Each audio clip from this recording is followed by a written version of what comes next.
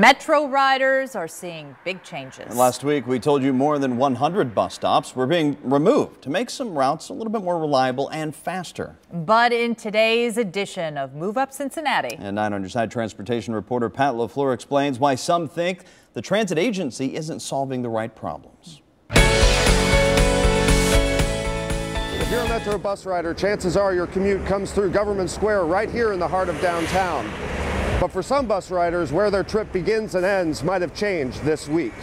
Derek Turner frequently rides Metro's Route 17, one of the transit agency's busiest routes. It connects downtown to Northside, Mount Airy, Mount Healthy, and all the way up to Northgate. I normally catch the 17, the 4, the 19. But this week, where Turner can catch his bus could be subject to change. On Sunday, Metro removed nearly 20 stops along his route, along with nearly 100 more along routes 31, 33, and 41. That's a bad situation for me. I think they should just keep it just like it is. Having to walk so far just to get to the bus stop. That's what we got to do anyway, is walk too far. The theory behind removing the stops? Fewer stops along a busy route will mean buses arrive at their destination quicker and more reliably, and the process should add no more than a quarter mile to a rider's walk to their nearest stop. That's according to Metro spokeswoman Heather Norris Garcia. We have more than 4,000 stops in our system, so we evaluated all of them. We do have a lot of stops that are redundant. I mean, anyone who's been on the bus can tell you there are some stops where you just think, wasn't there a stop a block away?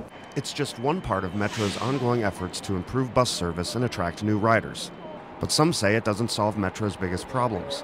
Transit advocate Cam Hardy, for instance, says more crosstown routes are needed. We have a very 1970s-centric bus system, so exactly, we're speeding people up to come downtown. It's already very antiquated anyway. Hardy also sees removing bus stops as a cut, not adding an amenity. In the midst of cuts, and we're talking about deficits and levies, I think that this looks more of like, the beginning of some massive cuts that's going to take place for Metro.